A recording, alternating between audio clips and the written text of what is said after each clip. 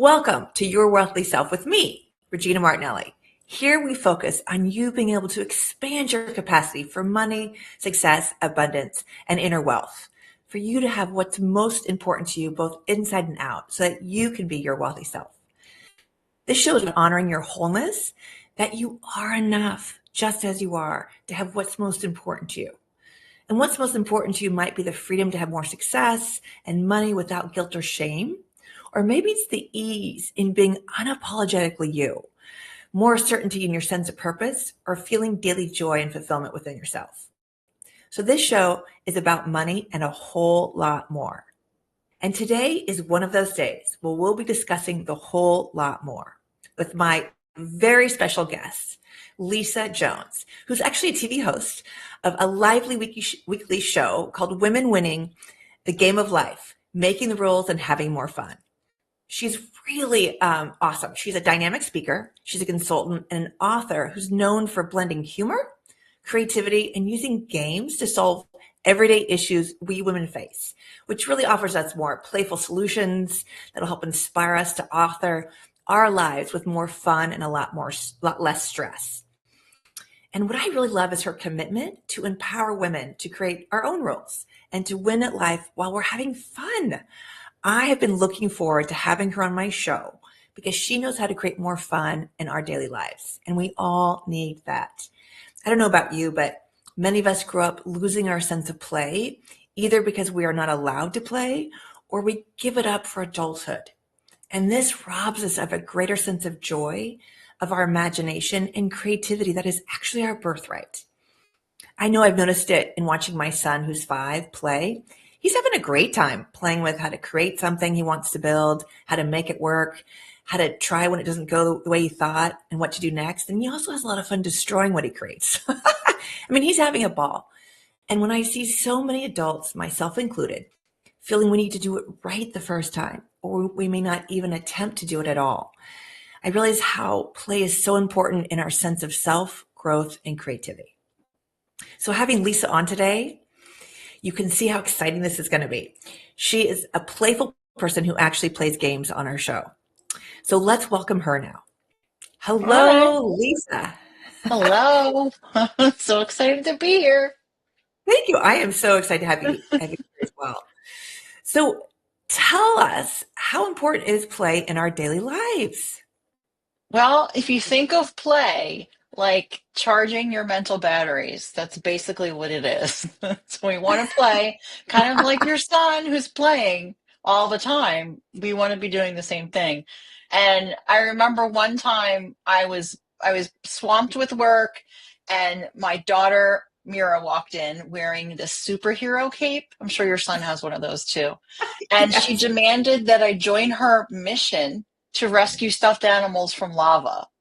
So I was like, okay, I guess I have no choice. 10 minutes later, I was laughing so hard that I forgot all about my stress. And that's really the power of play. It pulls you into the moment. That moment when she was talking about lava, it resets your brain and it reminds you what life is really about. And that's about joy. It's not about what's on our to-do list. So that's kind of think of it like that. So the next time I someone comes in with a superhero cape, say yes. love or always keep in your kitchen drawer a loaded water gun, like squirt There gun. you go. Yeah. No, that's so great. And I love how you say it brings the present moment because a lot of times when we get caught into, I think, anxiety or overwhelm, we are too far out into the future, trying to handle problems that haven't happened yet, that haven't surfaced, that what could happen. And so we're so far out, it feels crippling and debilitating when play brings us back into the current moment. I love what you said about that. So if you're someone who doesn't really hasn't played for a long time or may not really didn't really know how, or maybe you weren't allowed as a child, like you're supposed to be seen and not heard, how do you bring more play into your life? Well, one of the things that you can do is just start playing. Like I have a jar that I keep next to me, and every day I pick something out of the jar. And it's like one of those things where I wrote down like 100 things on a piece of paper. I'm old school and threw it in the jar. I guess you can type them or print them from your computer and cut them. Anyway, put them in the jar, and each day is like a new surprise. It's kind of like, oh, what can I pick out of my jar today? And that's how you're playing. But if you think of it, kind of play as sneaky self care. And Mm. I Wait, have let's just say that one more time. I love that. It's like sneaky what? sneaky self care. Yes, sneaky self-care. You're I taking love that. care of yourself. But the other thing to kind of do too is a trick that I use is to gamify all tasks. So, and especially ones that are boring because we don't want to do them, right? So folding laundry, I'm not a fan of that. Some people might be, but I'm not. I race myself to see how fast I can finish, and I time myself like a weirdo, and I write down the times, and then I can see if I beat my time from the last time. And then grocery shopping, I also don't like to do that. So I'm pretending I'm on a game show and I have to find the best deals. Like a party of one game show, yes, that's me. And then Oh my gosh. once, yeah, and then once I turned cleaning the garage into find a treasure game, and I had my daughter play along with me, and we uncovered like a box of my old toys from when I was a kid. It was like a time machine. So play isn't about what you do, it's how you do it. Right. It's what you bring to the task. And I think this is so apparent with children because they haven't learned, oh, this is drudgery or this is hard or no one's supposed to like this, right? They're still like, how do I sweep? I don't even know how to hold the broom, like, and I just swing it around. You're like, no, look, air, it goes on the floor, Yes. Yeah, the Yeah. only problem I found so far is that my daughter now loves shopping because it's a game. So I don't know if that's going to be like later in life, she's going to be like, Mom, I need help paying my credit card bills. I don't know what's going to happen with that, but Well, you could she's game that so too, right? shopping. Like you got $10. What can you buy with $10, right? Yes. Okay, well, here's a question because something that I hate to do is clean the toilet. So what kind of game can I play with clean the toilet? Oh, well, that one you could do like a big. Have you ever played like the cleaning bingo card? You No. just make so you make it like just like a bingo thing. You just make like a different. And like, because unless you have a list of when you have to clean it, but I put that Yeah. on a bingo card because that's one of the things that's my least favorite thing to do. And it just landed yesterday. So I was like, up, it came up. I have to go do it. So it's kind of more fun because So I you have a made a game bingo. out of it. Okay, so you have a bingo card with all these daily cleaning tasks or whatever, weekly class, and Yeah. then you pull the corresponding tile out of like a jar or something. You're like, oh, Yeah. I got it. Oh, that's great. And what's your prize when you get a bingo? Oh, yeah. I don't know. My prize is just that I get like, I feel like I won that cleaning the bathroom that day. Just kind of win today. I guess I could probably take it a step further and be like, I want to purchase a new jacket. I don't know, that's kind of a little bit something smaller maybe. I like Or chocolate like covered pretzels. Maybe I should give myself some of those. yes, or like for me, it's like I want to go sit on my deck in the sun with a cup of tea. You know what I mean? Or Oh, talk on the there you phone to a go. friend in the middle of Yeah. the day. Yeah. It's okay. That is so great. Um, Lisa, I'm learning so much, and this is I can see how fun. You have to tell us a little bit about how you came to this, creating your life this way, and that yeah, I know we know you have a show, and why you wanted to do women winning at the game of life, where we break the rules, make up our own rules, and have fun. Yeah, well, absolutely. I wanted a space where women could laugh, learn, and play their way to winning at life. But it actually came about because ever since I was a kid, ever since I can remember, my two favorite games were Pac-Man and Monopoly, and I played them all the time, but that's how I solved problems. So when I was little and I ran into problems, whatever it was somebody bullying me at school lunch or something bad happened in my life, I would go and I would play. And that's how I worked out and solved the problems in my head. And to this day, I still will go back and play, whether it's Monopoly or some type of game. And that's how I work out problems. So I believe that any problem can be solved by playing a game because it gives you time to think. And the strategies that you're using when you're trying to play a game are similar strategies to solving any problem that you have in your life. So if you kind of take them Mm. and move them over to solve the problem that's in front of you, it's your way to work through problems. So it became my way to work through problems And that's kind of how I carried on. I kept play alive in my life.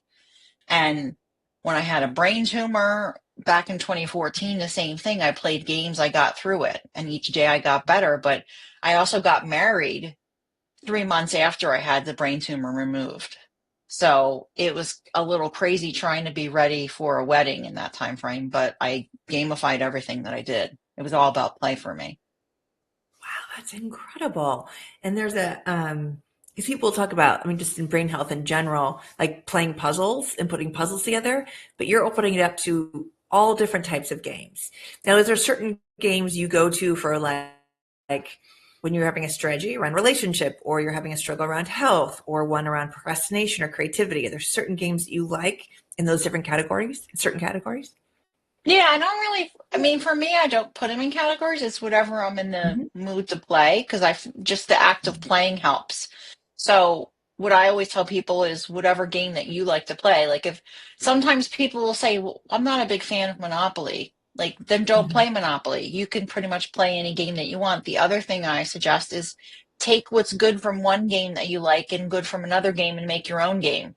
Because I'm always creating new games by making up different elements for them. Oh, I love it. Have you ever made up your own game or have an idea of like a board game or a family play game you've wanted to create and sell?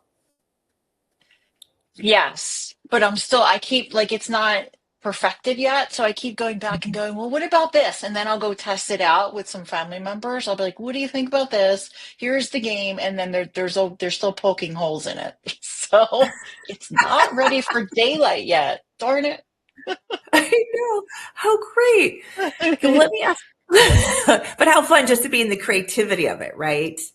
Well, yeah. So the other thing I do is like every episode of my show, I have a different game that I make up. Like none of them Mhm. are like games on the market. They're all made up games from my mind. So I guess testing out those over the seasons, maybe there I could put some hodgepodge them together and I'd have the board game ready to go. I love it. But maybe part of the game is 15 different games you play, right? Mhm. There you go. Yeah. Right. That's awesome. Now, if there is like a big lie that we tell ourselves about not being able to play in our lives, what would you say or what have you noticed is that lie? Oh, my favorite. I don't have time to play. That's my favorite one that I hear so often. But here's the truth. Play doesn't have to take hours, right? And Yeah. I think about an example. I was once stuck in a never-ending meeting, like boring slides. You probably can relate to this, Regina. Monotone voices. And I started Mhm. doodling on my notepad. How many of us can relate to the doodle part? We're like, yes, I'm going to doodle. But that tiny act of play, because doodling is considered to be play, right? It brought my Yeah. focus back and it actually helped me come up with a great idea. So I always tell people that play isn't the enemy of productivity, it's the spark that fuels it. So the next time you're somewhere and you feel stuck, just get out a piece of paper, grab a pen, and start doodling. Love it. Yeah, there's this freedom too when you can kind of turn your brain off and let the whatever flows through flow with that doodle. Yes, so true. So do you find people who are trying to play or trying to learn to play then feel this need to win at play or win the game that creates a counter to what they're trying to do that contradicts what they're trying to do? So are you asking like do they start feeling competitive like they have to win? Is that Yes. well sometimes I people will report like I feel like it got out my competitive spirit, but I believe that harnessing our competitive spirit is healthy because Mhm. that's what gets us to want to play more and get excited about play in general. Except now, like you think of like people playing sports and like, everyone gets an award even though they don't win. Like the kids, you're like, oh, you have to give them a prize too. Like everyone gets a prize. So I'm not sure. Like I guess play is more fun that way because everyone gets a prize, right? Whereas back in my day, like there was only one winner. No, I'm with you. Actually, I don't. I love this because I hate that everybody gets a prize, right? Like because there's something, especially with children, where they know they didn't do so well. Like they knew that they lost. They didn't make the 4 points and somebody and their team only scored one. And inside they feel like, oh, we didn't do as well. We didn't win. And when an adult who has authority goes, here's your medal, here's your trophy, they then are confused by what their internal compass says is right and what this authoritarian adult, I don't mean authoritarian in a bad way, but an authority outside of them says, oh, no, you did fabulous. Oh, that was so incredible, blah, blah, blah. And it has children then start to grow up to not trust their internal compass or what's true for them and to outsource it. And it really kind of gaslights their own feelings about where their barometer is. And so I think you can play. I've been doing this with my son. We play, we recently got the game Shoots and Ladders, which I never had as a child, and it is so much fun. I know. And he gets upset when he has to take a shoot and go back behind. So there's two things I do. Whenever we hit a shoot, I go, woo! As if we're going down like a water slide. I'm like, that's so much fun, you know? And he's like, oh. And I'm trying to explain the shoots are great because it has us play the game longer. If we're only going to play one game tonight, we get a longer game and it's about us spending time together. So that's harder for a 5-year-old, but it's not about, oh my gosh, we're all going to win. I'm going to wait for you, the last step into the winner's circle, or we're all going to get a prize, because it really throws them off of that discernment that is really critical as adults and also going through our teenage years.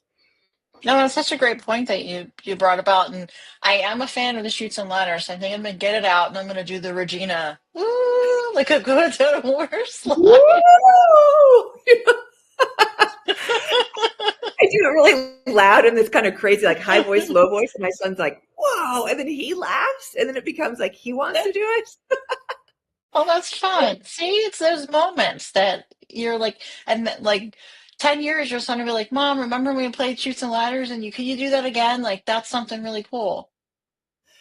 Right. And when you feel, which I can often feel like, I hit a shoot, it that comes out in the woo. It's like I kind of get the energy moved, without my son seeing the frustration of losing. Yes, there you go.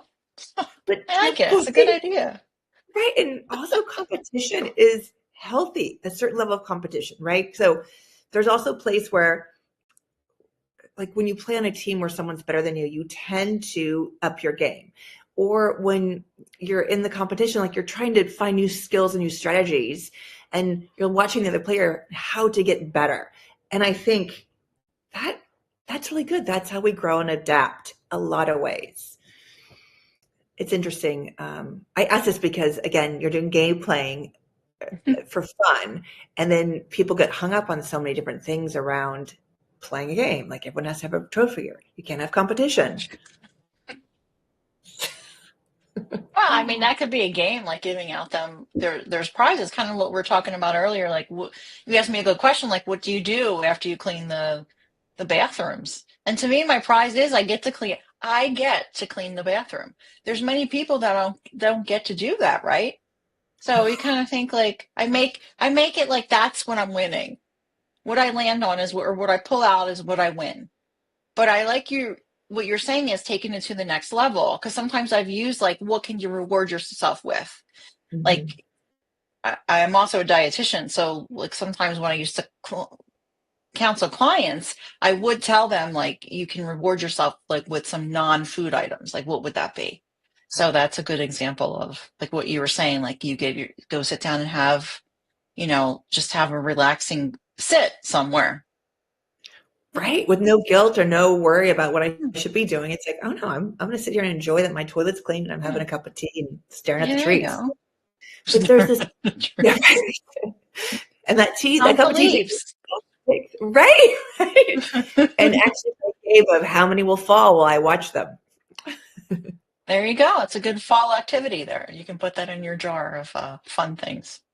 I love it. Because one of the things, and I'd love your thoughts on this, is I love the idea that cleaning the toilet is the reward or the prize, is how to get that mind shift from, okay, I'm going to play this game. Clean the toilet is one of the bingo places. Like, oh yeah, I got one more tab on my bingo card. but there's a place of like shifting it from, oh, I have to clean the toilet to, okay, I'm going to make this a game, like, I know I can see myself trying to trick myself. I don't know if you've ever had that experience and then helped yourself through that little rough patch. Oh yeah. Well, in my mind, or my crazy mind, I sometimes refer to, is I put on play goggles. So I'll put on, and I tell people start seeing the world through your play goggles. So you put them on, and then I'll give you another example. Like one time my husband and I were stuck in traffic. I mean, many times this happens, but one time in particular, like it wasn't moving. It wasn't one of those ones where it's like, okay, it started moving again. We were there for like half hour. We were just sitting there, not moving. And I said, he was like complaining and grumbling, like, this is ridiculous. Why we even come out? So I grabbed the steering wheel like I was piloting a spaceship. I said, hold on, Captain, meteor shower ahead. And he laughed and joined in because we were sitting there for so long. We both got goofy, and suddenly this traffic jam became an adventure. So I think a lot of times trying to get over that hump, play is just reimagining the ordinary. So you're taking everyday moments and you're flipping that channel in your mind to something fun. And if you look at it through that, that's what the play goggles do. So put on your play goggles. So how does my cleaning the bathroom become an adventure? Right. And I love tying this back to something you said before that just hit a light bulb for me is not only like trying to the adventure of it, but also that you're getting self-care. You're getting sneaky self-care by doing this thing in a playful way. Because if we go, oh, I gotta do this thing, energetically, our hormones and everything in our bodies, our nervous system is responding to the ah. But if we're like, oh my God, I'm put on my play goggles, I'm gonna go into a submarine called a toilet, and I've got to go, find the Summary. I'm gonna erase all the clues that are there that someone's ever been here, and that becomes fun, which actually changes your energetic frequency, changes your nervous system. It takes it out of that fight or flight. It takes it out of that green resistance and into joy and heightened play. And that's brilliant. Like, I love that, Lisa. Well, thank you. Now you're getting me back into thinking about what I could have done with the bathroom yesterday. Like I just got out that, and I can't remember the little wand I used, but I pretend like I'm inspecting the toilet. Like it's a whole thing. Like Well, and there's somebody paid me to be the plumber. Like, what's it like? or you could put on your favorite silly music and use the wand as the conductor stick, and then you're like trying to keep time I while you like circle the that. toilet. That's next time. Next time I pull that. Maybe I'll try that. Well, and there's something that, because with transformational stuff that I do, there's something that I know about play and laughter, that the vibration of it when we're in that place is actually closest to transformation. And I share this with the audience because when you're learning through play, it actually comes into your brain and it solidifies even more. And then when you're doing laughter, there's so much energy that moves, and then there's transformations available because we let go of, like you said, it's like sneaky self-help, Hmm. and it's a reset. So doing these things together, whether it's a household chore or learning, like studying for a test or learning something new, it's really great for our brains and our whole systems. And I love that you're doing this, Lisa. I am so inspired by you. Oh, thank you. And likewise. And before we wrap up today, and by the way, if you're having fun with Lisa and I today, there's going to be a second episode because I knew I couldn't pack all the fun I wanted with her in one episode. So she will be here next week. But the last question I have for you today is, what are your favorite ways to play? Oh, so many. Well, it's pretty much every day I get up and I'm like, what adventure can I get myself into now? So I kind of like solving problems, but one of my favorite things to do is I mentioned earlier, I have that jar that I pick things out of. So that's how I start my day. Like I'll pick something fun out of my jar, whatever it says I have to do. So this morning I was like 10 jumping jacks. But I will tell you, the hint is I only put things that I want to do in there because I'm the one creating my own play. So yeah. So my favorite thing is actually creating your own play. Oh, I Answer love your that. And of question. course, there's no rules about that either. No, no Yes. rules. Well, thank you, Lisa, for talking with us today. I'm very excited to keep this play discussion going for a second episode. And to our audience, join us next week, as I said, for winning the game of life by making the rules and having more fun with Lisa. And if you want to find Lisa, you can find her at lisajoneslive.com. She also has her own TV show on E360 Live, same network as this, on the I Have Today network. I would love to hear what you got from today's show, the games that you're playing. And you can send me a note at yourwealthyself at e360tvlive.com. I'd love to hear it. And if you got anything from today's show, please share it. There's enough fear in the world. Let's create more joy and more fun. I love and adore you. You are an incredibly beautiful and precious being. Please know you are enough just as you are.